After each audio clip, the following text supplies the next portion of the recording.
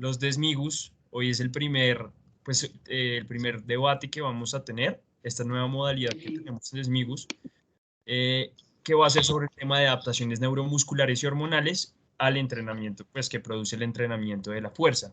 El día de hoy, pues nos acompaña Juli Zapata. Ella pues es de noveno semestre, es la vicepresidenta de Smigus. José Borges, que también hace parte de, el comité académico y es un miembro premium. Y pues claramente, como ya lo ven, también estamos con Luis Miguel Hernández. El profe Luis Miguel ya nos ha ayudado varias veces, o bueno, ya nos ha ayudado en una ocasión sobre el entrenamiento, la prescripción de entrenamiento, y ahí recordamos varios conceptos. Entonces, sean bienvenidos y muchas gracias por acompañarnos y por conectarse, amigos.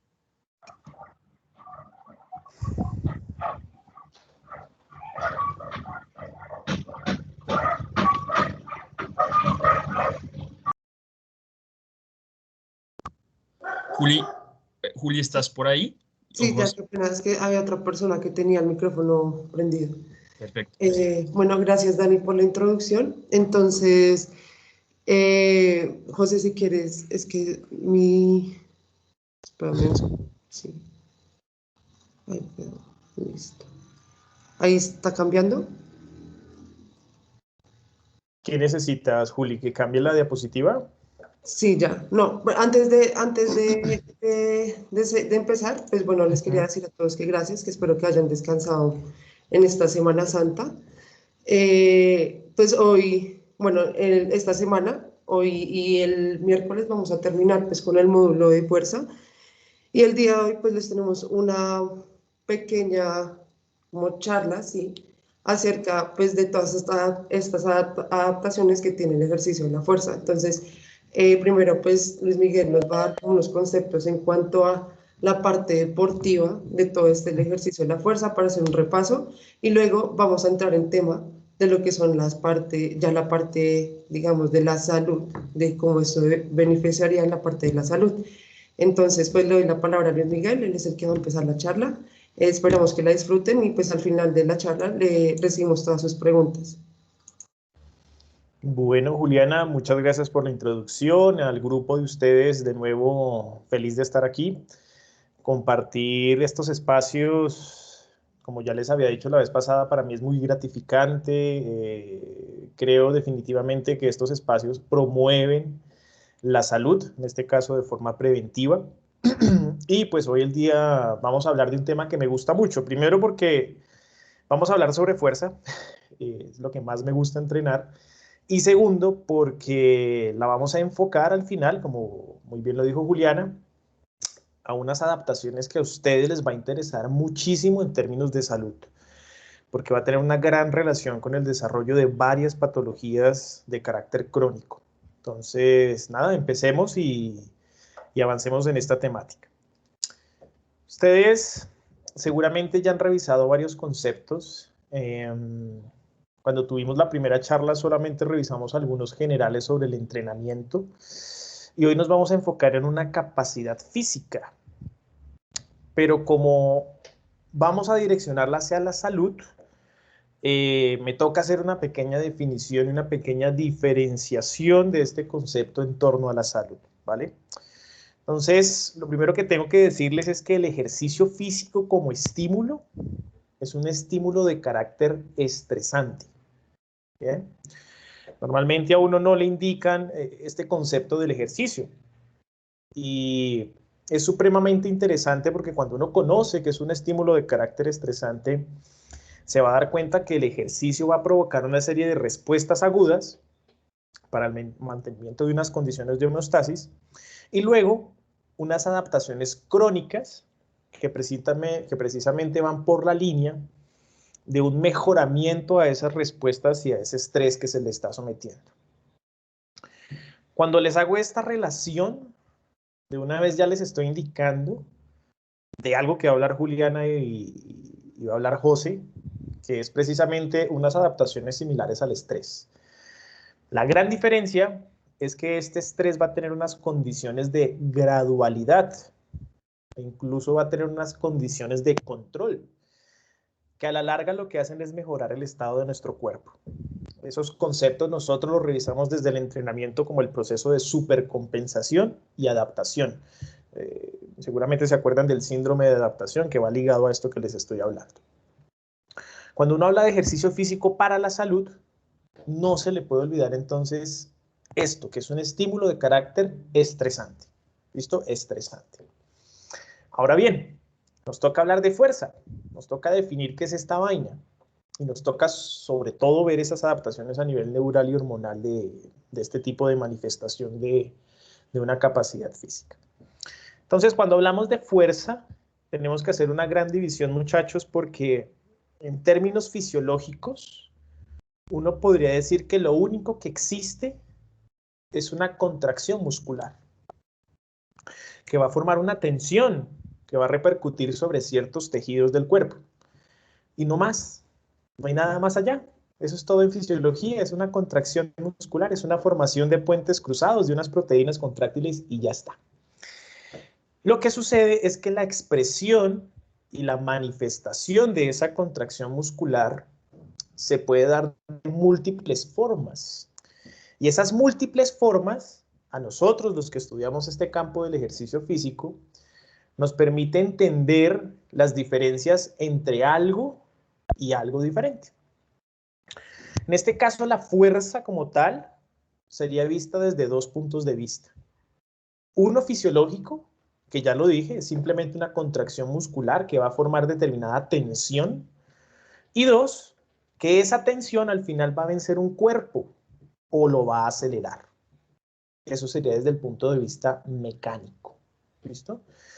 Tácitamente, algunos autores definen la fuerza como la única capacidad física que tiene nuestro organismo.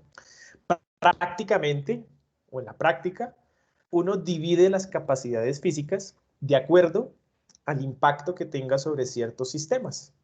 Un ejemplo, uno habla de la capacidad de la resistencia y la liga al sistema cardiorrespiratorio precisamente por el impacto que va a tener sobre él. Y en este caso la fuerza, pues por supuesto sobre todo al nivel neural y a nivel muscular será donde más va a tener impacto.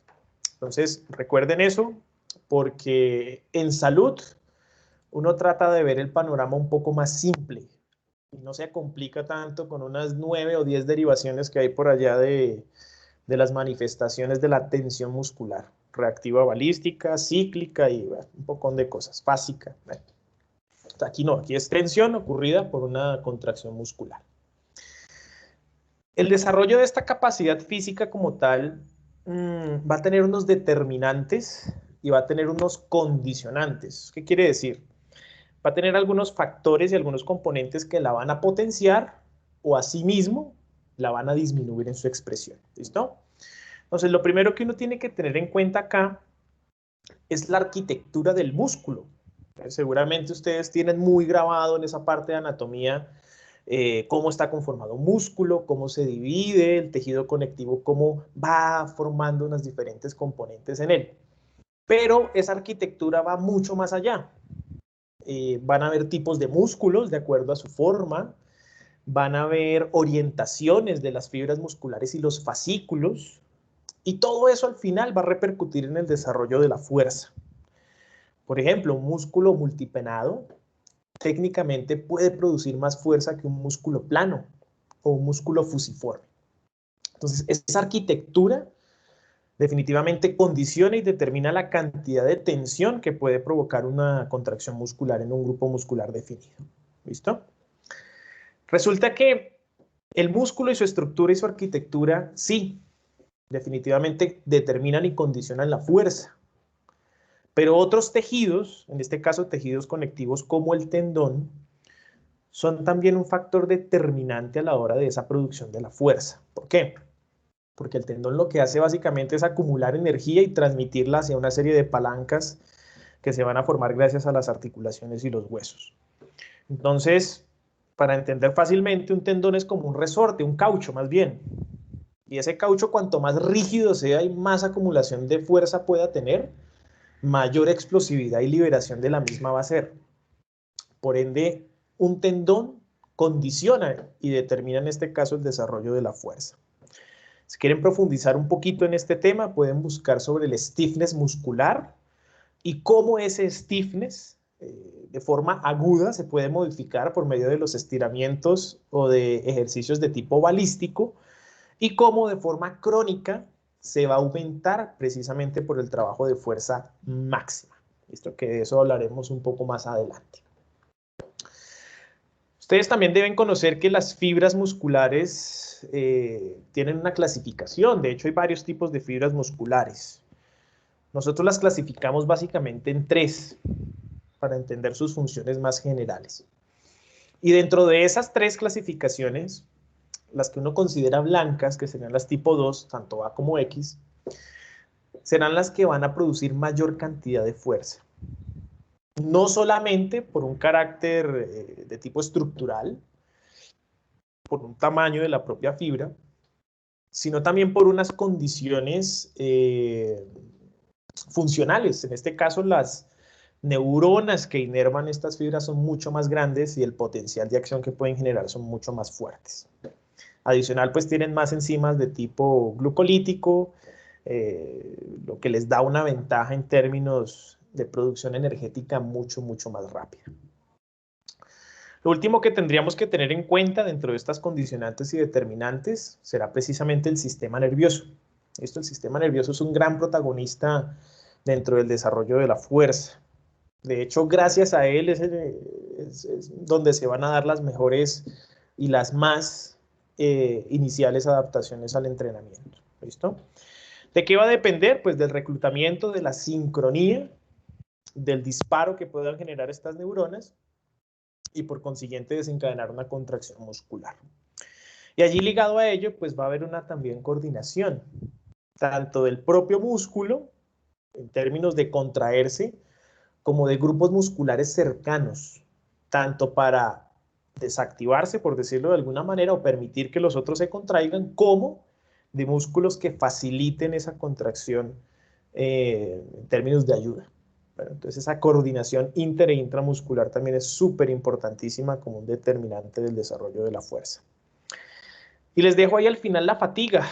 La fatiga es un concepto largo que uno lo puede relacionar a un montón de cosas, incluso hasta cosas emocionales, pero que definitivamente va a condicionar en este caso el desarrollo de la fuerza. ¿Listo?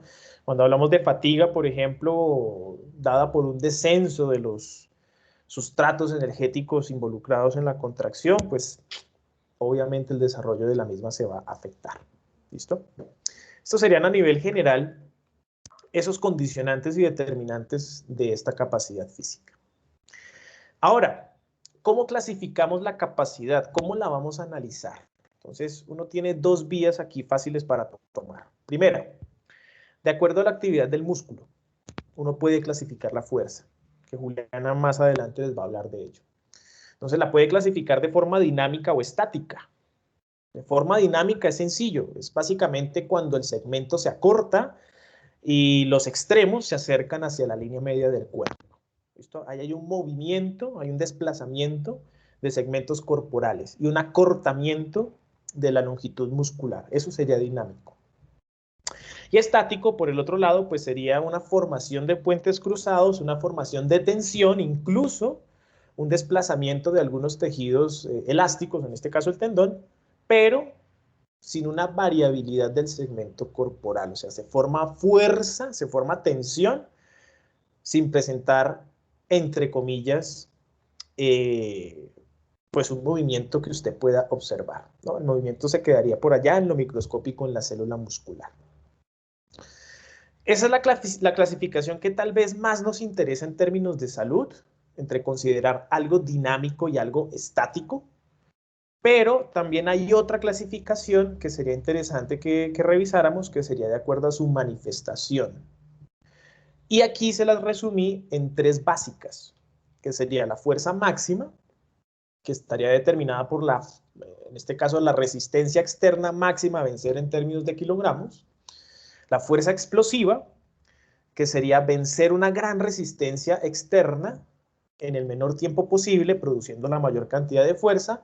Y la fuerza resistencia, que estaría ligado directamente al mantenimiento de esfuerzos de carácter submáximo y muscular, ¿vale? Eso es una clasificación que uno hace para analizar la capacidad física.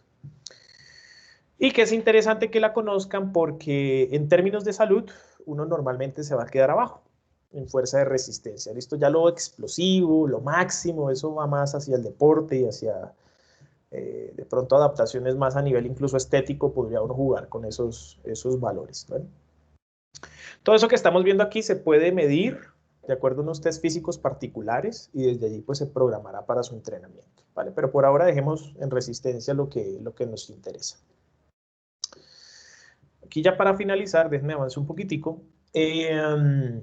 Les dejo aquí dos cositas básicas de esta clasificación en salud, o digamos que diría más de la línea de la salud, entre la contracción o la actividad muscular de tipo estático o isométrico, o dinámico o anisométrico. ¿Listo? Hay un debate en términos lingüísticos de si se debe decir isotónico o anisométrico. Aparentemente lo más correcto es decir anisométrico, aunque en varios libros encontrarán isotónico. En términos estáticos, ya lo dijimos, no hay variabilidad de los segmentos corporales, sí hay una tensión muscular, y en términos físicos, el trabajo se va a relacionar directamente a un cero. ¿Por qué? Porque la fuerza producida va a ser exactamente igual a la resistencia que se está tratando de vencer. O sea, no hay ninguna fuerza que gane en ninguno de los polos, por ende el trabajo será cero. En el caso de la dinámica o anisométrica, pues por supuesto el trabajo será mayor a cero. En este caso esperando que la fuerza producida venza la resistencia y no al revés, sino eso podría indicar algo muy malo. Y en términos prácticos, uno divide la acción muscular en dos, ¿listo? En una concéntrica y en una excéntrica.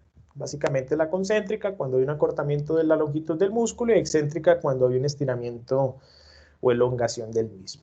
¿Listo?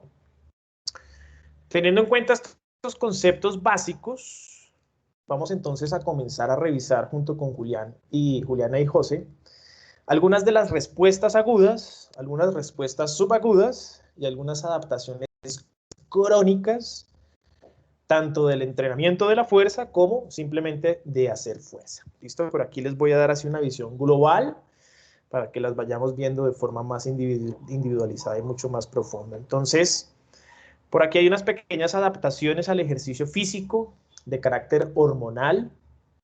Si ustedes se dan cuenta, aunque no se distingan muy bien los nombres allí, hay unas hormonas que se van a ir yendo hacia arriba y precisamente van a comenzar a incrementar en sus concentraciones, dado el aumento de la intensidad y de la duración del ejercicio. Estas serán las dos variables que nos van a interesar. Y aplica con la fuerza. Cuanto más volumen, más tiempo de entrenamiento, mayor liberación hormonal. Y cuanto mayor intensidad, por supuesto que un pico más alto se va a alcanzar.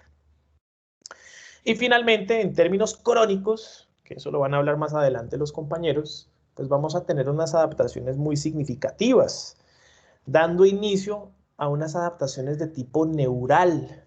Lo que se mejora es la coordinación de ese sistema nervioso, por ende recluta mejor las fibras musculares, forma más puentes cruzados y pues por supuesto eso al final termina desarrollando esta capacidad física. Y luego por allá de 8 a 12 semanas comienza a haber, digamos, que una normalización en el aumento de esta actividad neural y comienzan a haber otros factores que pueden determinar el desarrollo de la fuerza. Obviamente de una forma mucho más lenta, mucho más controlada. En este caso el más importante será la modificación de la arquitectura del músculo, sobre todo dada por la hipertrofia muscular. ¿Listo? Pero ahí también entrará el ángulo de penación, las curvaturas que tengan también los diferentes fascículos y otros más que pues realmente no nos interesan porque están ligados directamente a la hipertrofia.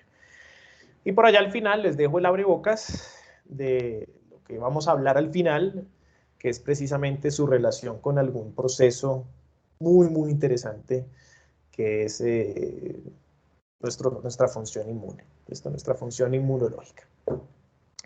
Señorita Juliana, no sé si quieras decir algo de lo que yo ya he dicho o quieres arrancar de una vez.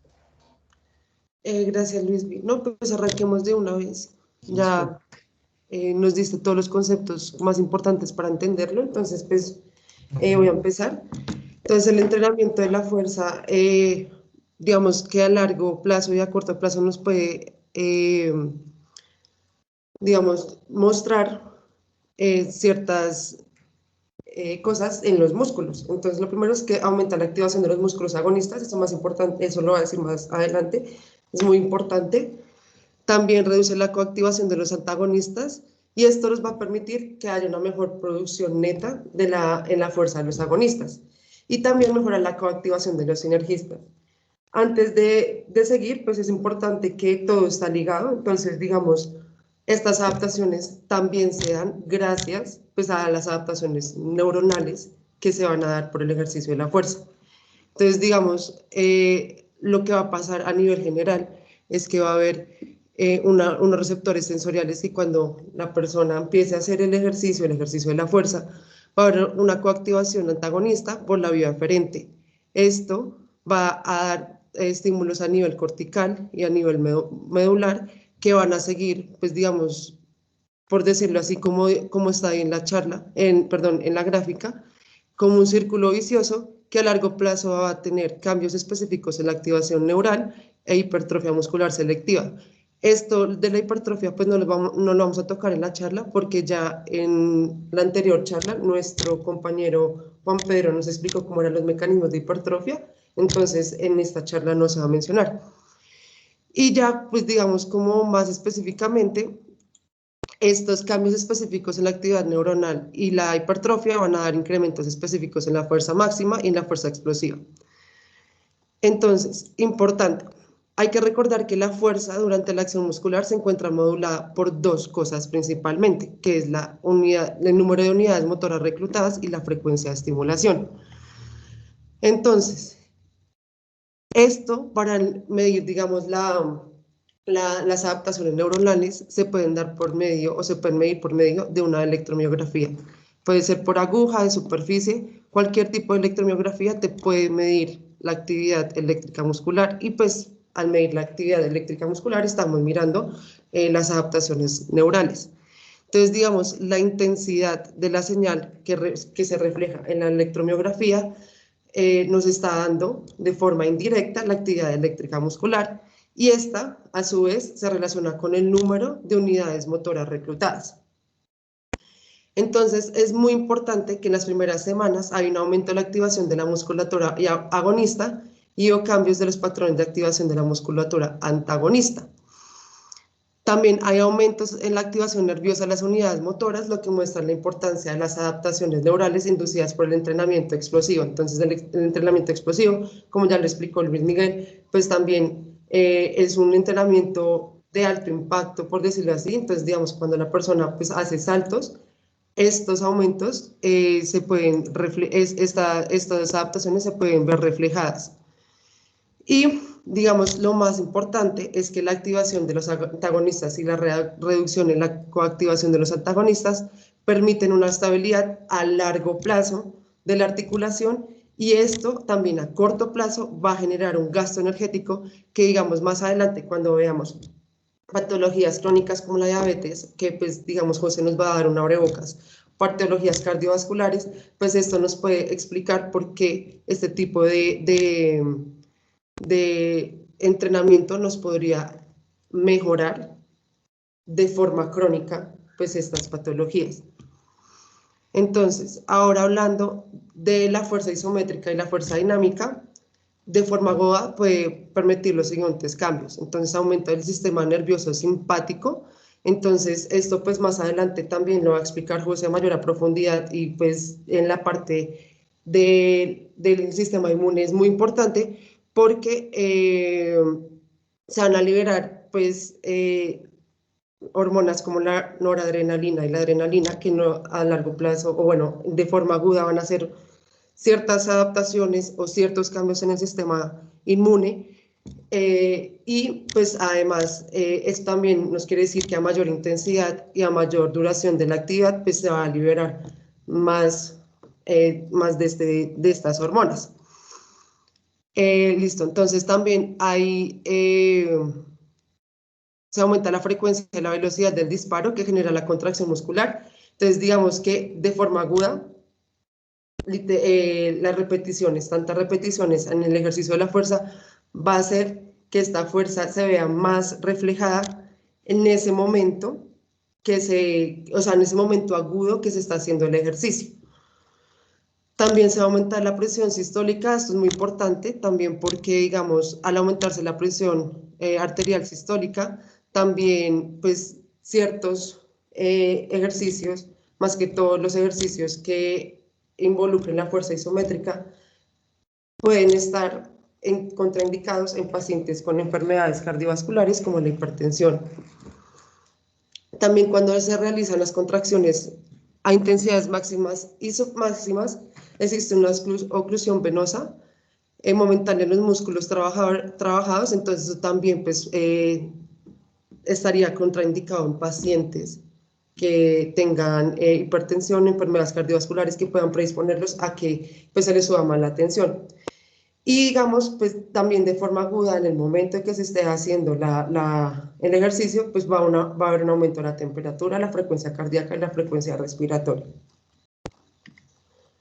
Entonces, ahora hablando de la importancia del ejercicio en el sistema inmune, digamos que se ha demostrado, o bueno, digamos la citoquina que más han estudiado es la interleuquina 6. Entonces, se ha demostrado que los atletas tienen unos niveles de interleuquina 6 disminuidos a comparación, digamos, con personas con obesidad. ¿Por qué? Porque, digamos, la patología o la obesidad es como altera el sistema nervioso, perdón, no, el sistema inmune, que es como si estuviera todo el tiempo en un estado inflamatorio. Entonces, por lo tanto, pues el sistema inmune siempre está trabajando en personas con obesidad. También, digamos, los interleuquinas, pues en ciertos momentos, ya más adelante lo voy a explicar de forma más específica, digamos, cuando se hace un ejercicio moderado, pues ciertas interleuquinas o citoquinas se van a aumentar en el momento, pero ya con un ejercicio intenso y excesivo no va a ser el mismo efecto, sino que antes se van a disminuir. Digamos, de forma también aguda, no solo va a estar disminuido pues, la interleuquina 6, sino también pueden haber una reducción de los leucocitos, perdón, de forma crónica pueden haber una reducción de los leucocitos, de la PCR, la interleuquina 6, como ya lo había dicho, y el factor de necrosis tumoral alfa. Entonces, pues digamos, enfocándonos en la interleuquina 6, entonces durante un ejercicio prolongado y moderado, estimula la producción de citoquinas antiinflamatorias. Entonces, también inhibe la producción de citoquinas proinflamatorias, como son el factor de necrosis tumoral alfa, y también, súper importante, que eso también nos interesa mucho en la parte estética y en la parte también de la salud, que estimula la lipólisis y la oxidación de ácidos grasos. También es muy importante que, digamos, si se combina la pérdida de peso más el ejercicio moderado que estaba mencionando, los niveles de interleuquina 6 caen, y al caer, entonces el factor de necrosis tumoral alfa del esqueleto también disminuye, y esto también puede ayudar a mejorar la sensibilidad de la insulina. Entonces, digamos que a largo plazo esto va a beneficiar mucho. Súper importante también, digamos, en este momento que estamos pues, con todo esto del COVID, de las infecciones respiratorias, también, digamos, el ejercicio en el sistema inmune va a ayudar, digamos, que también con el ejercicio moderado, o sea, todo esto es con ejercicio moderado, es súper importante entender esto, y ya voy a explicar qué es el ejercicio moderado. Puede mejorar el sistema inmune, disminuir el riesgo de las enfermedades del tracto respiratorio superior. Esto, digamos, es como lo más importante, y más que todo en este momento, digamos, para pacientes que salen de UCI, que estuvieron con COVID o que tuvieron alguna neumonía secundaria pues, a COVID o cualquier tipo de neumonía, es muy importante ponerlos a hacer ejercicio para que el sistema inmune trabaje y les ayude pues, a combatir la infección. Digamos acá, pues les traigo una gráfica de la PCR. Básicamente lo que nos interesa es la tercera, no sé si acá lo puedo señalar. Bueno, la tercera, donde dice exercise frequency, ese es el que más nos interesa. Eso nos quiere decir que, digamos, pacientes que tengan mayor a 5 días de ejercicio, pues la PCR va a estar disminuida. Es decir, que no, que este ejercicio, digamos que va a ayudar a que los procesos inflamatorios no se aumenten. Ejemplo, las personas que son sedentarias van a tener la PCR más o menos en 2.7% a comparación con las personas que hacen ejercicio más de 5 veces al día, como lo muestra ahí en la tabla. Esto, digamos, es como en forma general, pues igual si quieren revisar pues más a profundidad el artículo, pues si quieren no lo pueden pedir, pero digamos que yo traje esta tabla era para que miraran, dependiendo de la frecuencia del ejercicio, pues cómo van a ser esos niveles de PCR. Y algo muy importante también es de las vacunas, ya que en este momento pues también estamos en etapa de vacunación para sus abuelitos, para pues el personal de salud. Entonces, digamos que en cuanto a las vacunas, pues el ejercicio físico mejora la respuesta a los anticuerpos. Y muy importante es que, digamos acá, pues ponen un ejemplo, en el artículo pone un ejemplo de la vacuna contra la influenza y dice que hacer un ejercicio moderado 45 minutos antes de la aplicación de la vacuna contra la influenza va a mejorar la respuesta a los anticuerpos, bueno, a mejorar, pues digamos, esa producción de anticuerpos cuando se pone la vacuna. Y ahora, súper importante que Luis Miguel pues, nos mencionó que pues, de forma fisiológica el ejercicio de la fuerza va a causar un estado de estrés, entonces van a liberarse catecolaminas y cortisol, que esto va a modular el metabolismo de los linfocitos. ¿Aló, alguien está hablando? Está directamente relacionado con el tipo de ejercicio, deporte que practican. Si el respuesta cardíaca, digamos, a la estimulación física, no es No te escucho, es que no te entiendo, ¿alguno le entiende bien? No te escucho bien. No, parece que estuviera lejos del micrófono. ¿Aló? Bueno, voy a seguir y pues si quieres, ya al final puedes hacer tu intervención. Entonces, bueno, las catecolaminas del cortisol pueden modular el metabolismo de los linfocitos. Entonces, acordémonos que la activación del sistema simpático adrenal pues va a dar la liberación de la adrenalina y la noradrenalina. Y también, pues digamos, cuando se estimula el eje hipotálamo hipofisario adrenal, pues va a hacer la liberación del cortisol. Entonces, digamos que de forma aguda, o bueno, de forma inicial, las catecolaminas pues van a dar una migración de subpoblaciones de los linfocitos cuando se hace pues el ejercicio, mientras que el cortisol también genera efectos agudos, pero mucho, o sea, después de cierto tiempo. Entonces, no es inmediato, sino que es hasta las 2 horas, o bueno, antes de las 2 horas, para ser específica, que empieza a hacer, pues digamos, sus acciones como tal. La activación de estas hormonas, especialmente el cortisol, está determinada por la intensidad y la duración del ejercicio, pues ya Luis Miguel también lo explicó muy bien, y entonces a mayor activación, pues va a haber mayor liberación de cortisol. Y el ejercicio físico, que esto pues ya digamos es lo que les dije que les iba a explicar más adelante. Entonces digamos acá pues tenemos en la primera gráfica, digamos que siempre cuando se esté haciendo pues el ejercicio va a haber una liberación de cortisol, pero digamos que dependiendo pues de qué es lo que qué es lo que se está liberando, qué hormonas como la epinefrina, la norepinefrina, la hormona de crecimiento, entonces van a haber ciertas células que se pueden aumentar. Entonces, creo que la primera gráfica no se ve mucho, pero pues ahí están las células natural killer, los linfocitos CD4, CD8, digamos, están los neutrófilos, que estos, digamos, a medida, pues ya en el siguiente cuadro, pues nos muestra que de forma aguda se elevan los neutrófilos, los leucocitos y los linfocitos, pero ya con el pasar, o bueno, después de cierto tiempo de haber hecho el ejercicio, pues van a permanecer elevados ciertas células como los neutrófilos y los linfocitos. Para ayudar al cuerpo durante la práctica del ejercicio. La vasoconstricción se produce debido a la contracción del músculo liso que se encuentra alrededor de las arterias, reduciendo el tamaño.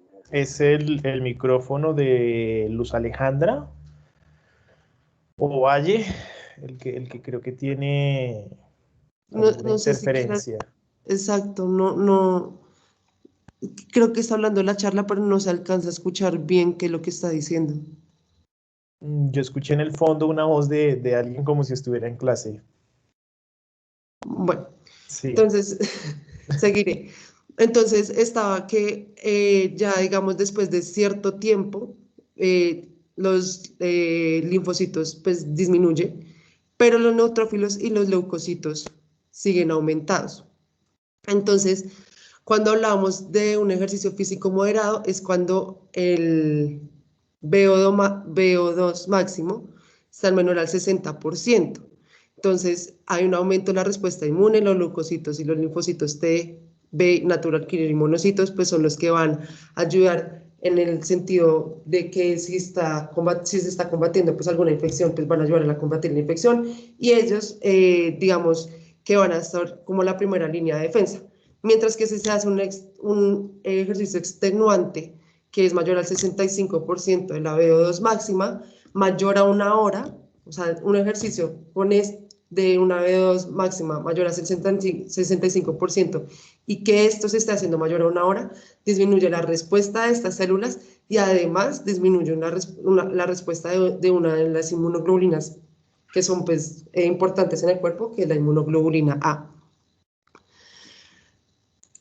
Ahora, antes de seguir, no mentiras, entonces acá le doy la palabra a José para que pues sigamos con la charla.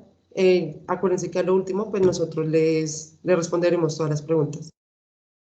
Bueno, ahí no sé si me escucho bien, creo que sí. Entonces, bueno, en cuanto a nivel hormonal, entonces vamos a comenzar principalmente con que las hormonas pues son mensajeros que se sintetizan, almacenan y liberan pues en las glándulas endocrinas o en unas células especializadas y su importancia que radica principalmente en estas adaptaciones hormonales al entrenamiento de fuerza radicaba que estas hormonas anabolizantes, como la testosterona, como la hormona del crecimiento, tienen efectos de modelación de las fibras musculares a nivel metabólico y celular. Todo esto va a llevar a que haya un aumento de concentraciones y de hormonas anabólicas, como las dos mencionadas anteriormente, y el factor de crecimiento insulinémico tipo 1 principalmente, van a tener un aumento de su demanda por el tejido muscular, por eso van a aumentar sus concentraciones a nivel sanguíneo. Esto se ha observado básicamente que va a llevar a un aumento o a un descenso de los niveles basales de estas hormonas en procesos de actividad física crónica o el envejecimiento, como lo vamos a mirar un poquito más adelante, en comparación a las hormonas catabolizantes, como lo mencionan anteriormente, el cortisol. Entonces es importante mencionar que las hormonas anabolizantes juegan un papel muy importante en toda esta regulación anabólica del cuerpo y van a estimular el crecimiento de los tejidos. Estos van a estar directamente involucrados en la síntesis proteica, en la remodelación de las fibras musculares, tanto a nivel metabólico como a nivel celular. Por el contrario, es importante mencionar que el cortisol ha sido estudiado como un mecanismo catalizador del sistema esquelético, por lo que su principal, digamos, función daría como una degradación proteica en apoyo a una síntesis de glucosa a partir de esta degradación proteica. Y todo esto va a ser parte de estas adaptaciones hormonales que se pueden producir, digamos que son estudiadas a corto plazo, a muy largo plazo todavía no están bien estipuladas, pero pues todo esto se va presentando, digamos que de forma crónica y va a generar lo que a la larga queremos como tal, que es llegar a la hipertrofia muscular. En cuanto a cómo se procede, digamos, cómo se evoluciona todo este proceso, entonces empezamos con que hay un estímulo, hay un ejercicio con resistencias pesadas. Esto va a llevar a unos mecanismos de liberaciones hormonales. Estos hormonas se van a transportar, van a interactuar con sus receptores, van a efectuar cambios celulares o efectos directamente a nivel celular, van a generar las adaptaciones allá mismo y todo esto va a llevar a una mayor capacidad de producción de fuerza y un mayor rendimiento tanto en fuerza, como ya lo hemos mencionado, como en potencia. Entonces, básicamente eso es a grosso modo como lo que se busca y como lo que va a llevar estas adaptaciones hormonales con el entrenamiento de la fuerza. Entonces, para comenzar, vamos a arrancar con la hormona del crecimiento. Entonces, la hormona del crecimiento dentro de las hormonas anabolizantes, esta se ha encontrado sus niveles basales mayormente aumentados en relación con las demás hormonas, principalmente en los cambios adaptativos al ejercicio de la fuerza.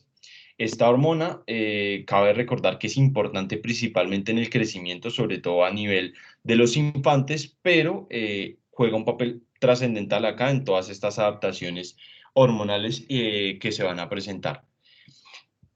Digamos que la hormona del crecimiento no va a actuar directamente, sino que ya va a actuar por una segunda vía o va a actuar de forma indirecta. Y esta hormona tiende a reducirse con el envejecimiento y se va a reducir después de los 70 años, tanto en hombres como en mujeres, pero principalmente en mujeres de forma abundante, por lo que es importante tener en cuenta. Dentro de la forma de actuar de la hormona del crecimiento, esta va a actuar principalmente sobre el factor de crecimiento insulinémico tipo 1, el cual va a ejercer su función, que va a ser el aumento de la síntesis proteica, estimular el crecimiento cartilaginoso, la retención de nitrógeno, sodio, potasio, fosfato, entre otros, y todo esto va a llevar a que se presente la función, digamos, principal de estas adaptaciones de la hormona del crecimiento. Por eso era que, digamos que no actúa directamente, sino que esta va a permitir o va a hacer como un aumento en la acción y en la función del factor de crecimiento insulinémico, y esto pues va a llevar a todas esas adaptaciones que ya posteriormente se ejercen. Dentro de la magnitud en la producción de la hormona del crecimiento, entonces es importante estipular que múltiples estudios hablan de que esta hormona del crecimiento depende del entrenamiento de fuerza que se ejerza y de la calidad del entrenamiento que se realice. Por ende, es importante que los entrenamientos de fuerza sean entrenamientos de buena intensidad, de buen volumen, de buen tiempo de reposo, de adecuadas series. Todo esto se ha demostrado en múltiples estudios, se ha demostrado que cuando se ejercita y se entrena de adecuada manera, el pico de hormona de crecimiento es mayor que en aquellos que no cumplen estos criterios, es decir, aquellos que o se sobreentrenan o aquellos que tienen, digamos, un déficit ya de intensidad, de volumen, o tienen tiempos de reposo muy prolongados. Entonces la hormona del crecimiento en este caso no va a tener esos picos como si lo va a tener en lo otro. Para citar un ejemplo, la hormona del crecimiento generalmente requiere niveles de lactato sanguíneo elevado. Y cuando esta tiene niveles de lactato sanguíneo elevado es cuando más genera esa producción y cuando más lleva ese pico. Para un adecuado entrenamiento generalmente está sobre el 70-80% de una RM con repeticiones de 10 a 15, series de aproximadamente 3, descansos de aproximadamente minuto, minuto y medio. Ahí es cuando se ha demostrado que la hormona del crecimiento tiene su pico mayor y cuando puede generar mejores adaptaciones, digamos que a nivel ya de todas las funciones adaptativas que lleva el entrenamiento de la fuerza. Entonces, se ha establecido que tras el entrenamiento de la fuerza, estas concentraciones de esta hormona anabólica pueden durar entre 1 o 2 horas, pero digamos que su estado más normal es sobre los 60 minutos, es decir, posterior al entrenamiento puede durar elevada, hace su pico y empieza a disminuir hacia los 60 minutos, donde ya empieza a disminuir en algunas gráficas de algunos artículos que leímos. Se encontraba, por ejemplo, que la comparación con la producción de la hormona del crecimiento a nivel basal o a nivel normal que se produce en el cuerpo no era, digamos que el pico que hace el ejercicio incluso no alcanzaba a ser el pico como si lo alcanzaba a hacer, por ejemplo, la hormona del crecimiento en una persona basal adolescente, que generalmente se secreta aproximadamente sobre las horas de la noche, aproximadamente sobre cuando se concilia el sueño. Entonces estipulaba que no, ese crecimiento es diferenciado, es decir,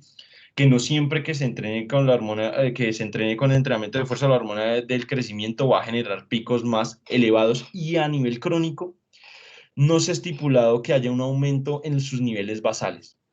Entonces esto es muy importante porque, digamos, dentro de las adaptaciones crónicas, tendríamos que esta hormona de crecimiento, a pesar de que tiene su pico sobre el entrenamiento, es un pico agudo durante el entrenamiento de fuerza, no lleva a condiciones elevadas de hormona del crecimiento posteriores al ejercicio, o en pacientes o en personas ya condicionadas al entrenamiento no tienen niveles basales elevados. Y es importante aclarar que estos valores se pueden aumentar en ejercicios aeróbicos, sí, sí se pueden aumentar, pero en los ejercicios anaeróbicos son 4 o hasta 8 veces superiores al ejercicio aeróbico. Es decir, que la importancia de la hormona de crecimiento juega un papel fundamental, sobre todo en el entrenamiento anaeróbico, en el entrenamiento pues, de fuerza como tal. En esta gráfica, básicamente lo que les quería mostrar es que la hormona de crecimiento se tomó su nivel en 2 tipos de series.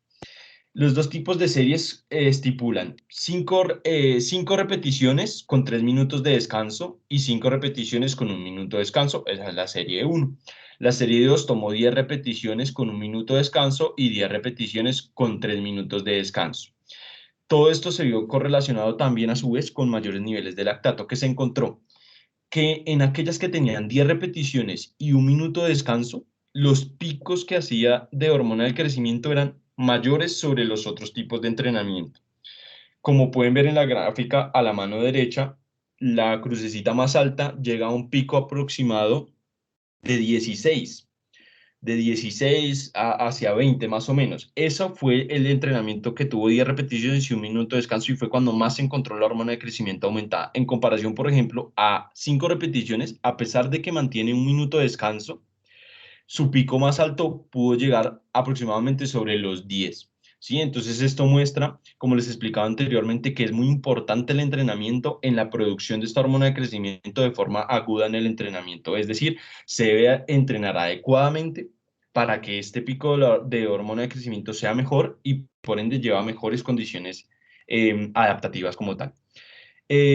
Dentro de las acciones de la hormona del crecimiento, a pesar de que son indirectas, esta lo que va a hacer es una síntesis proteica, aumentando el transporte de aminoácidos a través de la membrana celular, va a estimular la formación de ARN mensajeros y va a aumentar la síntesis proteica directamente sobre los ribosomas celulares. Estos son como los 3 grandes modos en los que la hormona del crecimiento va a llevar a esas adaptaciones. Entonces acá tenemos básicamente cómo está estipulado la hormona del crecimiento. La hormona del crecimiento, desde el hipotálamo sale la hormona liberadora de la hormona del crecimiento. Esta va directamente a la adenohipófisis o pituitaria anterior, en donde vamos a tener las células somatotropas, y estas van a ser las encargadas de producir la hormona del crecimiento. Todo esto va a estar regulado por la somatostatina. Una vez se produzca esta hormona del crecimiento, ella va a viajar a grandes modos, principalmente al hígado, pero viaja a grande modo a diferentes lugares. Va a viajar a otros tejidos, va a viajar al músculo y al hígado directamente. En los 3 tiene una particularidad en común, y es que en los 3 va a llegar a estimular a cada uno de esos tejidos para la producción de un factor de crecimiento insulinémico diferenciado, pero en su mayoría va a ser tipo 1. Puede haber de otros tipos, sí puede haber de otros tipos, pero el que más ha estudiado y el que más se ha centrado es el factor de crecimiento insulinémico tipo 1. Entonces, como vemos en el hígado, él llega, estimula la producción de este factor de crecimiento insulinémico tipo 1, y por medio de sus transportadores, que son transportadores IGF-BP, va a transportar al músculo o a otros tejidos.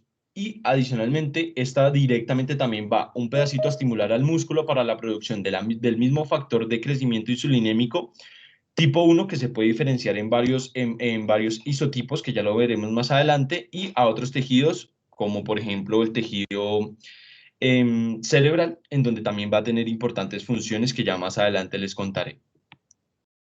Entonces, esto es a grosso modo cómo es la función de la hormona del crecimiento. Entonces, ahora vamos a lo que les explicaba, y es el factor de crecimiento insulinémico tipo 1, que ha sido estudiado durante los últimos tiempos y ha sido como el que mayor incertidumbre y mayores beneficios ha encontrado. Entonces, este tiene su síntesis hepática, como lo mostraba la gráfica anterior, por estimulación de la hormona de crecimiento. Sin embargo, no es el único sitio en donde donde se va a producir.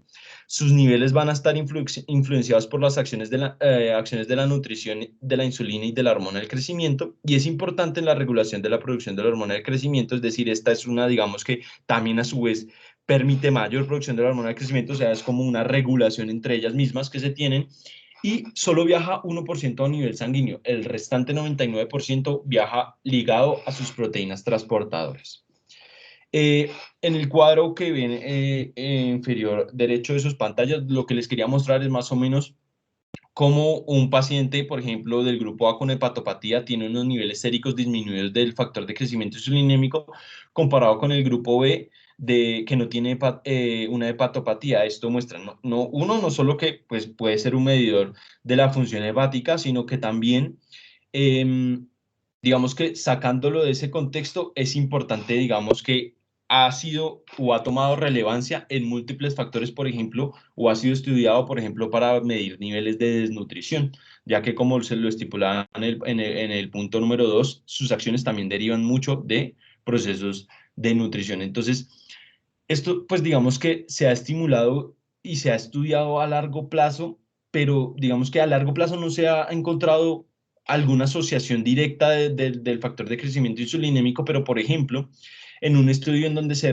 le realizó a mujeres que no tenían entrenamiento previo, se les tomó el nivel sérico de este factor y se les indujo a un entrenamiento programado durante 6 meses, y en este entrenamiento se encontró, posteriores a los 6 meses, que las concentraciones de esta hormona estaban aumentadas y habían mejorado la fuerza, y por ende habían aumentado tanto el volumen como la intensidad de los entrenamientos. Por ende se puede considerar que esta hormona a largo plazo, considerando 6 meses largo plazo, sí genera cambios adaptativos no solo a nivel hipertróficos, sino también a nivel de la fuerza, del volumen y la intensidad de los entrenamientos.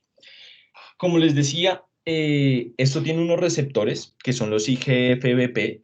Estos son de varios tipos, llegan hasta 6 tipos de receptores denominados de 1 a 6, siendo el 1 y el 3 los más específicos para el factor de crecimiento insulinémico tipo 1, y estos son básicamente cotransportadores que van a alargar la vida de este factor, produciendo así una mayor disponibilidad del mismo y permitiendo, obviamente, llevarlos a su sitio de acción, en donde van a permitir pues, todas sus acciones biológicas. En otro estudio, en donde la ganancia de la fuerza estaba relacionada con los niveles de este factor en un entrenamiento de 3 semanas, es decir, a corto plazo también en otro estudio se estipuló en personas que no estaban condicionadas al entrenamiento, se les hizo un programa de entrenamiento y en 3 semanas hubo un aumento en los niveles séricos de este factor, y esto estuvo también relacionado con la ganancia de fuerza pues, de los sujetos metidos en el estudio. Entonces es importante establecer que el cotransportador también depende de unos factores genéticos y de algunos factores como la insulina, los glucocorticoides y la hormona de crecimiento para permitir su función y su adecuado desarrollo. Y el factor de crecimiento insulinémico, como les estipulaba anteriormente, de factores nutritivos de la insulina, de la hormona del crecimiento y, por supuesto, del ejercicio también es muy importante. Dentro de los receptores del factor de crecimiento, solo hay que hablar que básicamente tiene 2 receptores, el tipo 1 y el tipo 2 para los 2 ligandos, el factor de crecimiento insulinémico tipo 1 y tipo 2, que juegan un papel importante sobre todo en el crecimiento y el desarrollo fetal. Estas van a compartir digamos que una homología al 48% de la forma estructural de la insulina, de ahí deriva pues su nombre, y es sintetizado, como les explicaba, no solo por el hígado, sino diversos tejidos como el cartílago, el mismo músculo esquelético y el páncreas, e incluido el cerebro. Y pues va a jugar un papel importante dentro de las funciones del crecimiento, del desarrollo celular, la diferenciación, la sinaptogénesis y la mitogénesis. Por ejemplo, en un estudio que se desarrolló sobre roedores, se encontró que aquellos roedores que se les bloqueaban el factor de crecimiento insulinémico tipo 1, tipo 2, ambos, o incluido los cotransportadores, llevaban a un déficit del crecimiento intrauterino de esos roedores, derivado aproximadamente entre el 20 y 80%. Aquellos que tenían solo alteraciones de los cotransportadores, por ejemplo, tenían una deficiencia del crecimiento de hasta un 20%. Aquellos que ya incluso tenían el factor de crecimiento insulinémico tipo 1 o el tipo 2 llevaban a un 50%.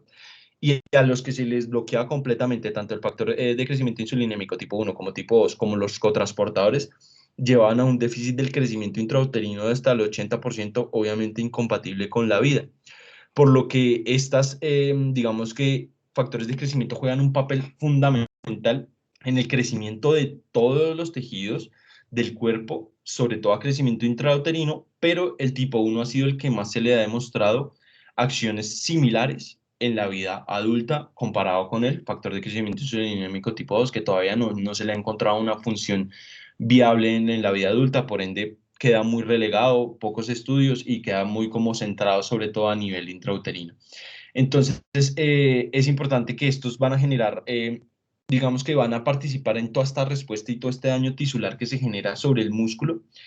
Se han estudiado este factor de crecimiento insulinémico incluso en traumatismos craneoencefálicos, en donde el mismo cerebro es capaz de generar mayores niveles de este factor y esto lleva a una neurogénesis. Se ha estudiado incluso en mejores puntuaciones de test neuropsicológicos, los que tienen mayores niveles de factor de crecimiento. Se ha estipulado también, por ejemplo, en trastornos de neurodegeneración, trastornos neuropsiquiátricos. Todo esto ha estado, digamos que ha sido el foco que se le ha enfocado, que se le ha dado a este factor de crecimiento para mirar todas estas interacciones que lleva a hacer. Entonces esto básicamente para grosso modo es llevarlos a que no solo es importante en el crecimiento muscular, en la hipertrofia muscular, no solo juega un papel importante en esa síntesis proteica, sino también juega un papel importante a nivel, digamos que de la salud, de trastornos psiquiátricos, de trastornos neurodegenerativos, de trastornos de desnutrición, por ejemplo. Todo esto juega un papel muy importante. Esta, por ende, ha sido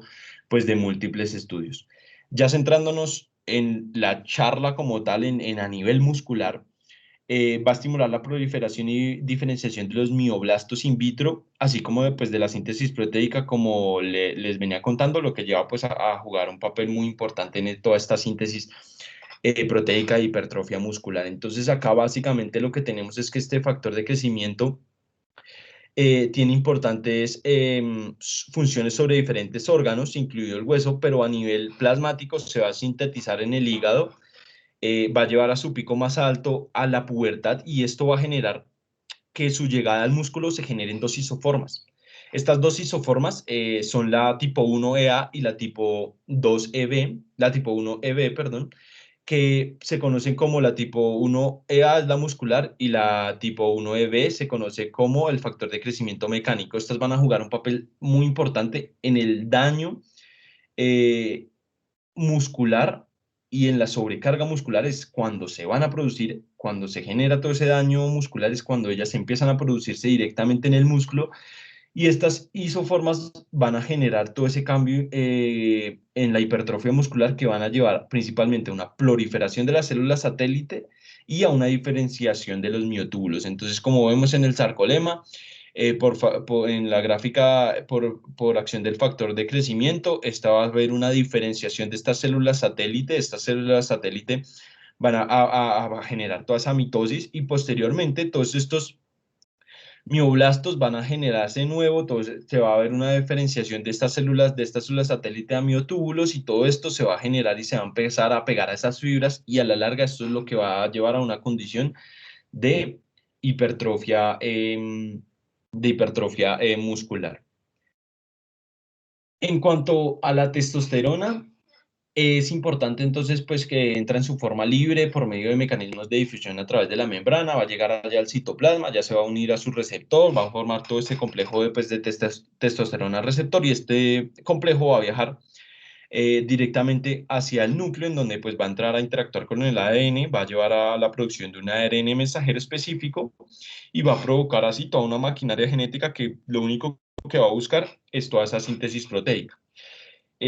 Esta testosterona no solo va a estimular pues toda esta cascada y va a llevar a una síntesis proteica, sino que también es importante en estimular los factores nerviosos para producir un aumento en la acción de los receptores de los neurotransmisores y del número de neurotransmisores, es decir, va a aumentar tanto los receptores como su cantidad, generando así también un componente importante de todas las adaptaciones neurales ya mencionadas. Y adicionalmente va a convertir las fibras musculares de tipo 2A, las va a convertir en las de tipo 2X. Y esto son fibras que son menos resistentes, pero tienen mayor capacidad glucolítica. Y esto pues todo va a llevar a también un aumento en la potencia en la producción de la hormona de crecimiento y del factor de crecimiento insulinémico. Entonces esto es como que no actúa solo, sino que todo eso es una cascada en conjunto que se interactúan entre ellas mismas para mantenerse elevadas y mantener digamos, ese ciclo anabólico que se está buscando presente. Entonces entre ellas mismas se van regulando para aumentar así su estimulación y asimismo su producción. Digamos que a nivel basal no se ha encontrado que exista un aumento en los niveles en reposo de la testosterona, es decir, que en las personas entrenadas a largo plazo, que uno les evalúe directamente sus niveles basales de testosterona, no está como muy relacionado que esos niveles basales estén muy elevados en comparación a otra persona.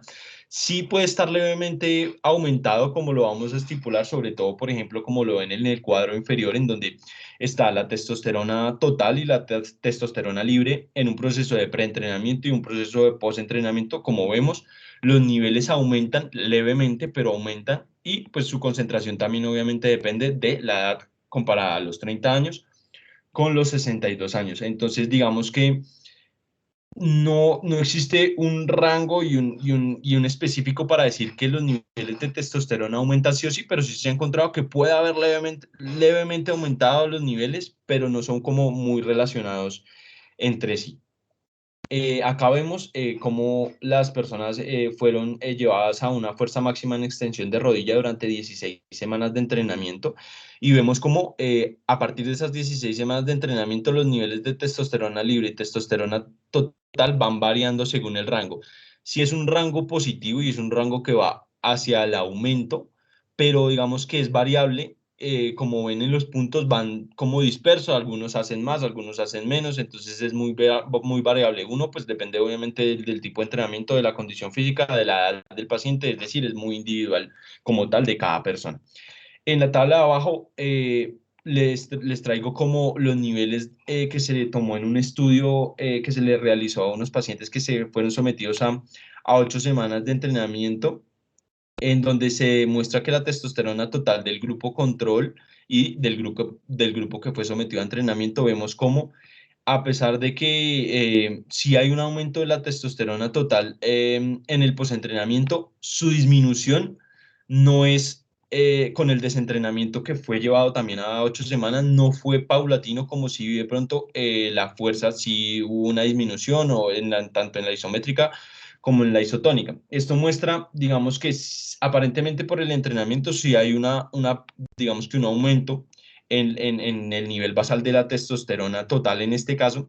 Sin embargo, pues llevado al desentrenamiento, entonces no sabemos si fue una adaptación crónica que se llevó y un nivel basal crónico que estipuló la testosterona, o simplemente es una correlación diferente, en donde básicamente las personas que no se entrenaron también incluso llegaron a tener niveles de 10 milimoles por litro de testosterona. Entonces, digamos que por eso es que se estipula que, a pesar de que puede haber un leve aumento asociado al ejercicio, no está muy bien establecido si es a largo plazo o no. Dentro de la testosterona, entonces, pues es sintetizada en los testículos, corteza suprarrenal y ovarios, como ya lo tocamos en la charla anterior, todos estos diferentes porcentajes. Eh, y estos van a ir a la hipófisis por medio de un transporte ligado a proteínas, en donde va a hacer como una estimulación de la hormona del crecimiento, y con esta estimulación de la hormona de crecimiento directamente también va a estimular el factor de crecimiento insulinémico, y va a, digamos que, a armar toda una cascada anabólica en busca de toda esa hipertrofia, de esa adaptación muscular que queremos. Pero adicionalmente, pues como les contaba, ya va directamente al núcleo, va a aumentar la síntesis de ARN mensajero para aumentar la síntesis proteica, y va a hacer la transformación de esas fibras de tipo 2 a fibras de tipo 2X, que son mayormente glucolíticas, y va a aumentar los niveles neurotransmisores, así como sus receptores para hacer también todas esas adaptaciones neurales importantes en el entrenamiento de fuerza. Entonces vemos que la testosterona no solo juega un papel importante, digamos, que a nivel hipertrófico y de la síntesis proteica, sino también a nivel de todas esas adaptaciones que se requieren para el aumento de la fuerza y otros componentes del entrenamiento de fuerza. En cuanto al cortisol, es importante tocar que pues, es un glucocorticoide sintetizado principalmente en la corteza suprarrenal por estímulos que vienen del eje hipotálamo hipoficiario. Es la hormona que conocemos como que responde al estrés, el estrés del ejercicio, por ejemplo, como lo mencionaba Luis Miguel. Y contrario a lo que se piensa, los niveles séricos de cortisol también van a depender del tipo de entrenamiento, al igual que la hormona del crecimiento. Entre mayor intensidad, volumen, menor descanso y un entrenamiento adecuado van a tener mayores concentraciones que un entrenamiento ligero y con poco lactato sanguíneo. Entonces, esta hormona básicamente lo que tenemos es que va a favorecer procesos catalíticos, totalmente contrario a lo que habíamos mencionado en las otras 3 hormonas ya dichas. Lo que va a producir es que va a aumentar las reservas de hidratos de carbono, va a estimular la eliminación de las proteínas y por esta eliminación de las proteínas lo que busca es generar esa síntesis de glucosa, de hidratos de carbono, y es importante tener en cuenta que el aumento en la degradación de las proteínas del músculo va a detener o va a deteriorar las proteínas contráctiles y por ende esto indicaría pues que una elevada producción de cortisol se va a acompañar con pérdida de proteínas musculares, de atrofia muscular, de disminución de la fuerza y pues por consiguiente todo esto llevaría a un rendimiento deportivo. Sin embargo, controvertido todo esto, en el entrenamiento de fuerza es fundamental, ya que se ha demostrado que, digamos que a nivel basal no hay cambios significativos tampoco, es decir, el cortisol, al igual que la hormona del crecimiento, hace pico durante el ejercicio, pero a nivel basal no se ha estipulado que a largo plazo genere mayores acciones basales y dure o perdure en el tiempo basalmente. Por ende, digamos que todas estas concentraciones son de forma aguda, en donde hace su pico principalmente en personas jóvenes y adultas, durante aproximadamente un periodo de 3 hasta 6 semanas, y contrario a lo que se piensa, los niveles séricos de cortisol van a depender muy importantemente de ese entrenamiento y tienen, digamos que, una regulación de la hormona del crecimiento. Este es un balance que debe tener el cuerpo entre esa homeostasis que hay que tener entre, no podemos hacer un ciclo anabolizante exagerado, ni tampoco un ciclo catabolizante exagerado. Todo debe tener un nivel. Entonces, por eso es importante que el cortisol, a pesar de que uno, por como lo lee, como lo entiende, de ser una hormona catabolizante y destructora de las proteínas, es muy importante y juega un papel muy importante en toda esa regulación y en esa síntesis proteica también es muy importante. En algunos estudios incluso la mencionan que esa degradación del cortisol, más que digamos que una eliminación de las fibras, lo que hace es una regeneración de las fibras, y esa regeneración de las fibras a largo plazo es lo que puede estimular una adecuada hipertrofia muscular. Es decir, que como mencionaba Luis Miguel, ese cortisol es fundamental, ese estrés que se genera a nivel muscular es fundamental para generar todos esos procesos hipertróficos que queremos, y dentro de ese papel importante también juega el cortisol. Ya tocando un poquito el tema de la insulina, entonces la insulina va a tener un descenso en las concentraciones plasmáticas, sobre todo en entrenamientos ligeros y moderados. Digamos que en niveles severos ya sus concentraciones bajan demasiado. Y todo esto va a estar estipulado, como lo mencionábamos anteriormente, por el sistema simpático adrenal. Los trabajos, como lo mencionaba Juli, de aproximadamente el 70% de la concentración de oxígeno máximo llevan a niveles de glucosa desciendan progresivamente, y toda esta disminución va a llevar también a una disminución de la concentración de insulina, ya sea por secreción pancreática o porque un aumento en el consumo del músculo esquelético. Es decir, estos son los dos componentes básicamente que van a llevar a ese descenso de los niveles de la insulina. Y todo esto va a hacer que el músculo genere una mayor captación de glucosa, incluso aumenta su flujo hasta un 20 o 30 veces durante la actividad física, lo que es básicamente importante en todo este proceso adaptativo, y esto va a llevar a que se aumente la sensibilidad de la insulina. Y toda esta activación beta pancreática va a verse disminuida por el aumento pues, de todas estas liberaciones y toda esta cascada de catecolaminas que se presentan en el plasma sanguíneo. Por ende, en el hígado también se va a reducir este flujo sanguíneo, porque el flujo sanguíneo pues, se va a concentrar directamente sobre el tejido muscular. Y esto va a disminuir las concentraciones de insulina a nivel del hepatocito. Y esto va a generar que el hepatocito, por ver esa disminución de insulina, empiece a generar glucosa a partir de depósitos de glucógeno para la obtención de este suministro.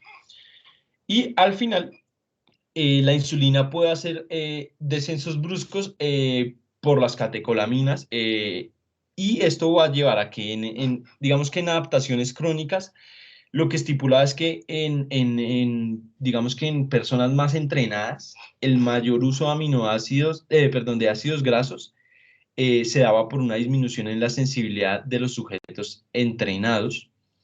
Es decir, que básicamente juega un papel importante porque como que el entrenamiento cumple dos funciones. Sí, le aumenta la sensibilidad a la insulina a corto plazo, pero a largo plazo estos pacientes van a hacer como una disminución en esa sensibilidad, es decir, esto sería una adaptación crónica y llevaría a esa disminución de esa sensibilidad de la insulina, pero a pesar de que uno creería que es, digamos que un proceso patológico llevar a esa disminución de la sensibilidad. Por el contrario, en el ejercicio es muy importante porque a partir de esa disminución de la sensibilidad, el cuerpo empieza a trabajar ya no con la fuente de glucosa, sino empieza a trabajar con fuente de mayor uso de ácidos grasos.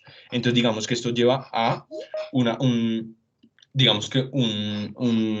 adaptación crónica importante en el entrenamiento de fuerza. En el entrenamiento aeróbico, por supuesto que también, de hecho, principalmente está dado en entrenamientos aeróbicos, pero en el entrenamiento de fuerza también es muy importante. Dentro de todo esto, la ADA sugiere los entrenamientos aeróbicos y anaeróbicos mixtos, es decir, ellos refieren que no solo debe hacerse entrenamientos aeróbicos, sino que se debe combinar con entrenamientos de fuerza para mejorar la masa muscular, mejorar la composición muscular, mejorar la fuerza y por ende mejorar el estado nutricional y funcional del paciente. En las gráficas podemos ver cómo hace un descenso la insulina durante el ejercicio y posteriormente durante la recuperación hace un pico insulinémico. Este pico insulinémico, como les explicaba, está principalmente relacionado con la disminución de las catecolaminas, es decir, durante el ejercicio estas catecolaminas van a estar aumentadas, lo que lleva a una regulación inversa y va a llevar a que la insulina se disminuya por esa acción de las catecolaminas, principalmente la adrenalina, pero posteriormente, cuando ya se finaliza el ejercicio, se finaliza el entrenamiento, estas catecolaminas van a otra vez volver a su nivel basal y esto va a llevar a que la insulina pueda llevar a ese pico de insulina post-entrenamiento. Y en la gráfica de la derecha es exactamente lo mismo y era lo que les comentaba de que a medida que el paciente tenía mejor capacidad de entrenamientos, la sensibilidad a la insulina era menor, es decir, ellos ya no hacían picos tan bajos de insulina como si lo hace la persona en un entrenamiento desentrenada en un entrenamiento de forma aguda. Entonces esto era muy importante porque la diabetes es importante que dentro de los múltiples factores de riesgo que tiene la diabetes a nivel cardiovascular, también tiene factores de riesgo para tener baja fuerza muscular, para tener una pérdida de fuerza muscular acelerada, un estado funcional pues deteriorado. Entonces es importante mantener todas estas concentraciones digamos que niveladas, porque esto va a llevar pues a la mejor composición de la masa, mejor fuerza, mejor función física, mejor salud mental, mejor sensibilidad a la insulina, mejor control lipídico, mejor salud cardiovascular, una mejor presión arterial y básicamente el paciente se regula de mejor forma. Por ende es una de las composiciones, digamos, que la ADA da como principal y es no solo el entrenamiento anaeróbico, sino también el entrenamiento anaeróbico no solamente, sino también el anaeróbico es muy importante y juega un papel fundamental en esto. Sobre todo, por ejemplo, ellos lo mencionan en pacientes con diabetes mellitus tipo 1, ya que estos pacientes generalmente hacen mucho riesgo de hipoglicemia y de hecho hacen una hipoglicemia inducida por el ejercicio. Entonces ellos refieren que en este tipo de pacientes, por ejemplo, es muy importante el entrenamiento de fuerza o anaeróbico porque este entrenamiento de fuerza, a pesar de que tiene buenas condiciones y tiene mecanismos fisiológicos muy similares al entrenamiento anaeróbico, es decir, en cuanto a la mejora de la sensibilidad de la insulina y demás componentes, es muy parecido al aeróbico. Básicamente, los dos se regulan de la misma manera, pero en los pacientes con diabetes mellitus tipo 1 que hacían esta hipoglicemia, cuando se les sometía a entrenamiento de fuerza, esa hipoglicemia era menor. Por ende, en estos pacientes, digamos que ese entrenamiento era, digamos que se les indicaba de mejor manera y era como la principal indicación, sin dejar de hacer, por supuesto, el aeróbico, pero se les estipulaba un entrenamiento anaeróbico principalmente. Ya en pacientes con diabetes mellitus tipo 2, pues las mejoras principalmente se daban en el control glicémico, mejoraba la resistencia a la insulina, como ya lo decíamos, mejoraba la masa grasa, es decir, aumentaba esa pérdida de masa grasa que generalmente tienen estos pacientes con diabetes, mejora los niveles de presión arterial y todas esas comorbilidades que puede tener este paciente con diabetes mellitus, como también la dislipidemia que se puede presentar, le mejora la fuerza y adicionalmente a mejorarle la fuerza, le mejora el aumento de la masa magra, que es muy importante, el déficit de la masa grasa con el aumento de la masa magra. Digamos que estipula que hay un aumento en la densidad capilar muscular, hay un aumento en la capacidad oxidativa, hay un aumento en el metabolismo lipídico, mejora toda la señalización de proteica de la insulina, y todo esto es reversible. Es como que, y esto es fundamental saberlo, es reversible, es decir, un paciente que lo llevamos a unas condiciones adecuadas de todas estas adaptaciones que pueda llevar el entrenamiento de fuerza a la insulina. Si posteriormente, después de un periodo, hacemos una para o definitivamente este paciente para sobre todo estos entrenamientos, todos estos procesos van a ser reversibles y, como ya les estipulaba, el factor de riesgo de pérdida de fuerza y todo eso va a volver a tomar relevancia y este paciente pues básicamente se nos va a estancar y va a volver a lo que comenzamos. Entonces es muy importante como mantener y estipular que estos pacientes deben mantener ese ejercicio de forma prolongada y de forma crónica para tener todas estas adaptaciones que genera el ejercicio sobre ello, sobre el músculo esquelético, sobre el tejido adiposo, sobre el tejido hepático y toda esta función insulinómica mejorada.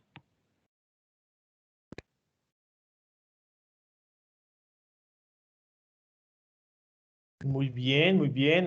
José, súper buena la explicación que hiciste ahí de todas las hormonas involucradas dentro del ejercicio físico. Creo que les dio una visión supremamente amplia de las adaptaciones que se tienen en el cuerpo sobre este sistema. Voy a cerrar ahí con esta parte, que es unos indicios de algo que dijo ya Juliana, y es sobre precisamente la función inmunológica. Ustedes de pronto se estarán preguntando, bueno, ¿y esto qué tiene que ver con el entrenamiento de la fuerza y esas adaptaciones hormonales que José nos acaba de explicar? Y resulta que tiene muchísimo que ver. Porque cuando se define la función inmunológica se habla directamente de una interacción tanto del sistema nervioso, endocrino y leucocitario. Recordemos que los leucocitos tienen receptores hormonales y de hecho responden a este tipo de estímulos. Acá el papel más importante lo cumple la última hormona, bueno, casi la última hormona de la que nos habló José, el cortisol. ¿Listo? El cortisol va a estar directamente ligado tanto al ejercicio físico como a la regulación de estas células del sistema inmunológico. Aquí vamos a dividir en tres las respuestas de este sistema. Primero, para entender algo que ya dijo Juliana, que es esa respuesta a un patógeno. Y segundo, por la interacción directa que tienen en este caso con citoquinas que están involucradas dentro del proceso inflamatorio de fase aguda. Cuando nosotros hacemos ejercicio físico de intensidades moderadas, siendo esta intensidad vista desde el punto de vista del consumo de oxígeno o directamente dentro de la percepción del esfuerzo, vamos a encontrar que la respuesta inmunológica siempre va a estar aumentada en unos grados moderados. De hecho, la actividad de esas poblaciones que aparecen allí dentro de la gráfica que ustedes están viendo se aumenta su actividad de quimiotaxia, de fagocitosis. Y en este caso es una gran rama de estudio, sobre todo para ustedes que están estudiando medicina, porque tiene una gran relación con enfermedades como el cáncer, con enfermedades como por ejemplo de tipo infeccioso. Entonces hay una gran respuesta benéfica del ejercicio físico y ahí está involucrada la fuerza directamente sobre los niveles de salud en general. Juliana también les explicaba un poco que luego de hacer ejercicio hay un aumento en ciertas concentraciones, a decir, por ejemplo, inmunoglobulinas o ciertas poblaciones leucocitarias. Eso también se debe precisamente a estos cambios hormonales que José nos dijo. Y dos, a una migración de estas poblaciones de leucocitos desde diferentes tejidos, por ejemplo, el epitelial, el tejido de nuestro intestino, también mudan algunos de allí. Obviamente eso se deriva de un aumento del flujo sanguíneo y demás, pero esos marcadores sanguíneos van a estar presentes incluso entre 3 a 6 horas posteriores al ejercicio físico. O sea que podríamos tener en este sentido una ventana de oportunidad con una actividad del sistema inmune aumentada. Ya viene el crónico, hay que decirlo, aún falta mucho por descubrir, no se han evidenciado qué mecanismos son los que adaptan al final la respuesta inmunológica. Se cree que puede ser por un cambio precisamente en el metabolismo de la glucosa derivado en los leucocitos o simplemente por una migración de esas poblaciones hacia otros tejidos más periféricos que no estarían en la sangre en este caso. Sin embargo, creo que la mejor conclusión de todas es justamente la que dice allí de segundas en el carácter crónico, y es que el ejercicio físico, en este caso la fuerza, también estará directamente ligado con una menor proporción de tejido de grasa visceral.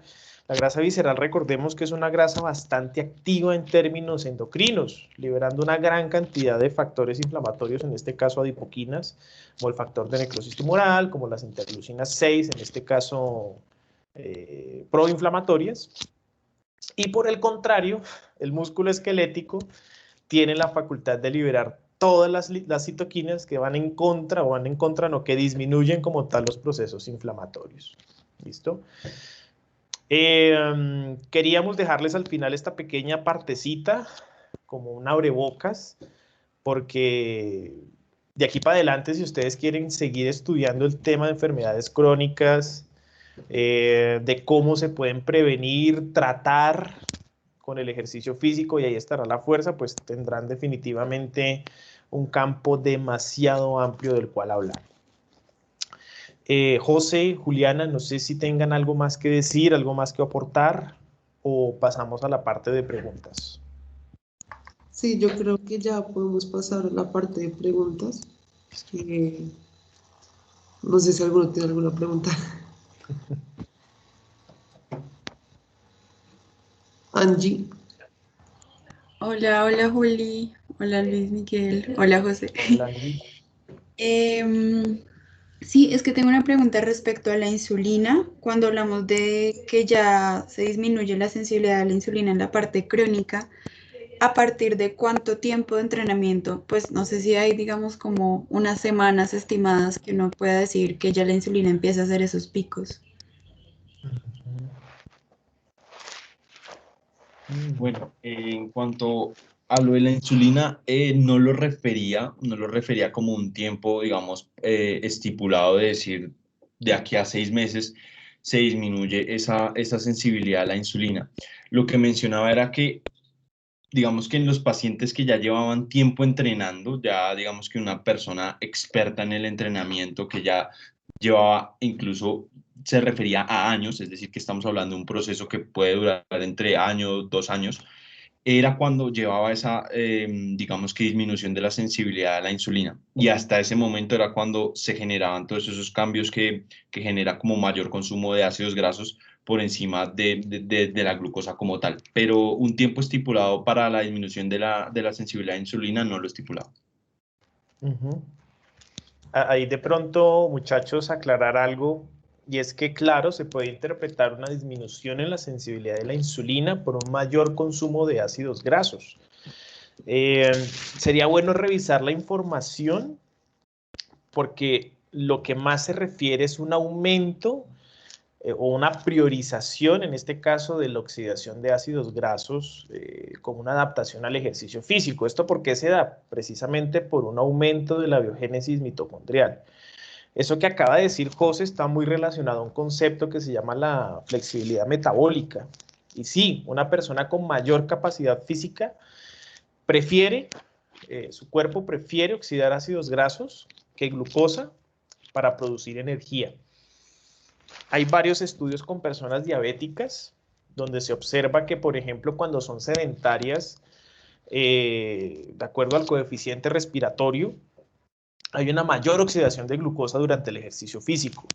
Mientras que en los mismos diabéticos, cuando son personas entrenadas, hay una mayor oxidación de ácidos grasos durante el ejercicio físico bajo las mismas condiciones de intensidad. Entonces, eso que acaba de decir José es muy cierto, pero tocaría ver si la adaptación que refiere es más hacia una priorización de cierto sustrato energético porque es más eficiente y por un aumento de algunos organelos celulares, o si es derivado definitivamente del ejercicio. No sé, José, ahí cómo estaba la info en los estudios.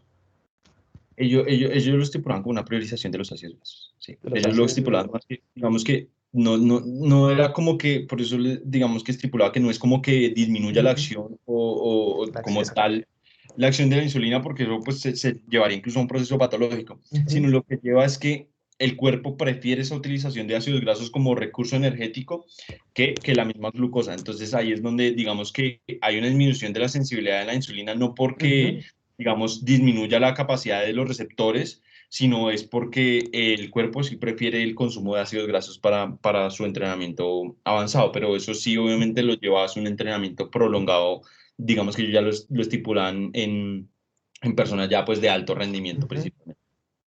Totalmente de acuerdo, José, exacto. Y en este caso, de pronto, para dar una respuesta, aunque no habría un tiempo determinado, debería ser, por supuesto, un entrenamiento mayor a 12 semanas, o sea, donde la capacidad física como tal mejore por unas adaptaciones, en este caso fisiológicas. Más de 12 semanas, seguro que sí.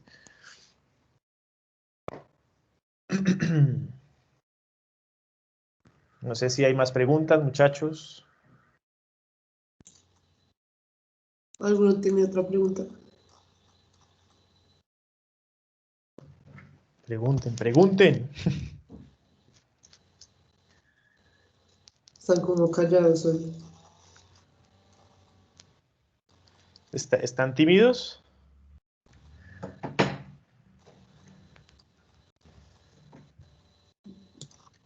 Pues yo tengo otra pregunta.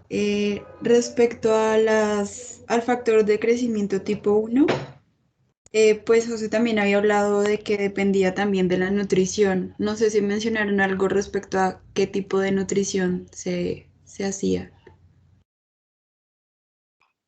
Bueno, en esa, digamos que el estado nutricional no estipulaba, digamos que como tal un eje nutricional o una dieta como tal que se pueda seguir para mantener los niveles de factor de crecimiento insulinémico tipo 1 en adecuados niveles. Ellos más, digamos que lo que más lo derivan es que en estados nutricionales, por ejemplo, como desnutrición, este nivel de factor de crecimiento iba a estar disminuido. ¿Sí? Entonces, últimamente se ha estudiado, de hecho hay múltiples estudios en donde como que se estipula que o se mide este factor de crecimiento insulinémico para la medición de un estado nutricional para saber si el paciente está desnutrido o no. En pacientes, digamos que sea todo lo contrario, es decir, pacientes obesos, pacientes en sobrepeso, digamos que la correlación sí todavía no está muy clara, es decir, que es porque sea uno obeso en sobrepeso, entonces el factor de crecimiento esté disparado, sino lo único que se ha encontrado es que por lo menos si el déficit, o sea, si el estado nutricional es deficiente, lleva a un estado pues de desnutrición, un estado digamos que de deteriorar todo ese proceso y ahí es cuando se altera este factor de crecimiento insulinémico. Pero digamos que decir que por una dieta o algún tipo de alimentación se va a aumentar, no. Lo único que estipula es eso, que si tú no tienes un adecuado estado nutricional, simplemente el factor de crecimiento insulinémico va a estar disminuido y por ende todos sus efectos de síntesis proteica y demás va a estar básicamente pues deteriorado. Ok, gracias. ¿Alguien más que quiera hacer alguna pregunta?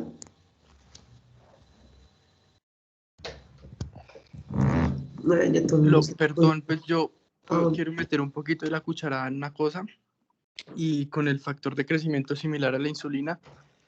Y es que como todos estos ejes hormonales en el cuerpo, pues todo es un balance muy delicado entre anabolismo, catabolismo, entre una vía, otra vía.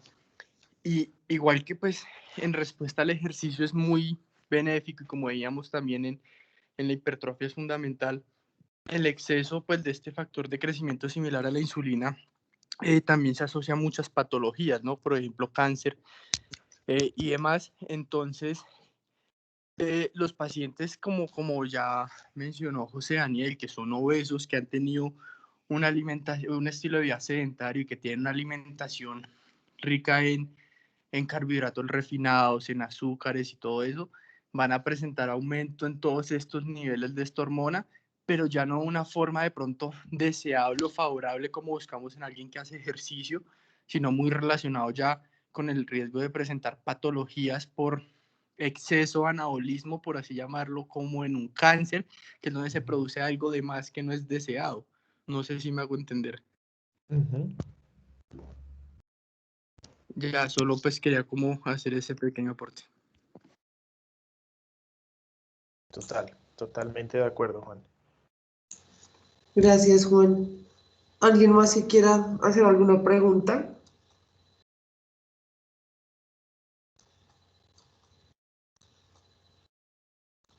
Bueno, Creo que no. creo que no, sí. Gracias a todos por conectarse. Sabemos que fue un poco extensa la charla, pero pues era importante mencionar pues muchas cosas que nos sirven pues tanto para los que somos de la salud como para los que no somos de la salud. Entonces, gracias a todos por conectarse. Por favor, no se les olvide llenar el link a los que pertenecen a la universidad, el link de asistencia. Y los esperamos el miércoles con la charla de fatiga muscular. Muchísimas gracias a todos por asistir.